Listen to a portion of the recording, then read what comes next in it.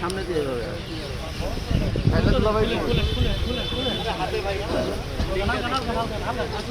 ওই দুইটা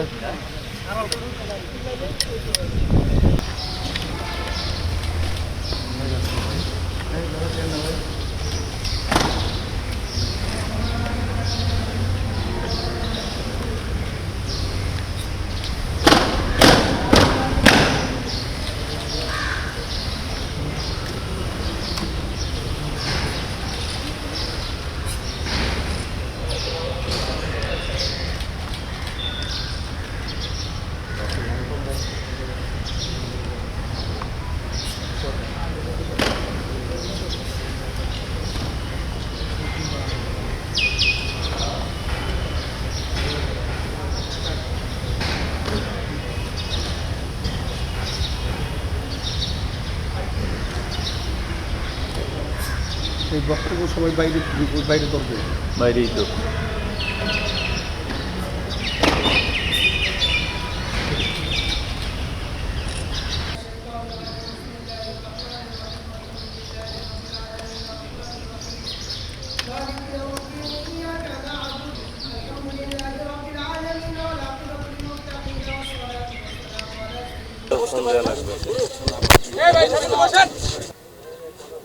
দুঃখের বিষয় আজ তিনি আমাদের মাঝে নেই, তবে দেশকে অনেক সার্ভিস তিনি দিয়েছেন।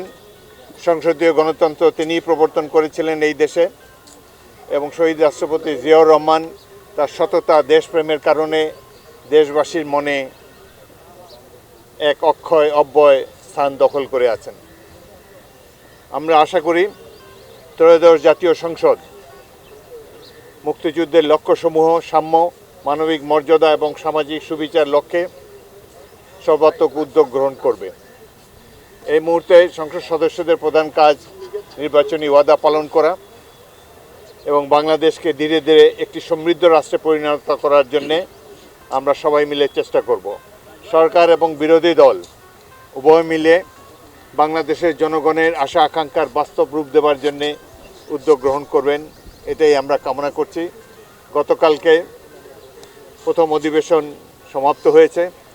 আশা করি আগামী দিনগুলোতে ত্রয়োদশ জাতীয় সংসদ এই দেশের জনগণের সকল আশা আকাঙ্ক্ষার বাস্তবায়ন করতে সক্ষম হবে। ধন্যবাদ। একটি বিষয় জানতে যাচ্ছি, গতকাল সংসদে অধিবেশনে রাষ্ট্রপতির ভাষণকে কেন্দ্র করে বিরোধী দল ওয়াকআউট করেছে। এই বিষয়টি, আর যেখানে আপনারা বলছেন সংসদটি হবে জনগণের সংসদ, তারা একটি দাবি করেছে যে তারা বারবার বলেছে যে রাষ্ট্রপতিকে ভাষণ থেকে বিরত রাখার জন্য, তাদের এই দাবিগুলো সরকার বা শুনেনি, এই অভিযোগটি করছে। সংসদে ওয়াকআউট করা এটা দীর্ঘদিনের প্রচলিত রীতি, তারা আইনানুগভাবেই সেটি করেছেন। এটি তাদের রাজনৈতিক দলের ইচ্ছার বহিঃপ্রকাশ তারা করেছেন। রাষ্ট্রপতি সম্পর্কে তাদের যে মনোভাব সেটি তাদের একান্ত নিজস্ব, আমরা এই ব্যাপারে কোনো কমেন্ট করতে চাই না। তবে আমরা আশা করব আগামী দিনগুলোতে ওয়াকআউট করার সময় তারা আরও সতর্ক থাকবেন, এমন কিছু করবেন না যাতে ফ্যাসিস্টের আবার পুনরুত্থান হওয়ার সুযোগ হয়। আমরা সরকারি দল এবং বিরোধী দল এবং সকল রাজনৈতিক দল মিলে ফ্যাসিবাদ বিরোধী আন্দোলনে অংশ নিয়েছিলাম। আগামী দিনগুলোতে গণতন্ত্র যাতে আর ব্যাহত না হয়, গণতন্ত্রের প্রতি কোনো ধরনের আঘাত যাতে আর না আসে, সেজন্য আমরা সকল রাজনৈতিক দল মিলে ঐক্যবদ্ধ থাকব এবং বাংলাদেশকে উন্নয়নের অবিশ্ব লক্ষ্যে নিয়ে যাব, এটাই আমাদের একান্ত কামনা।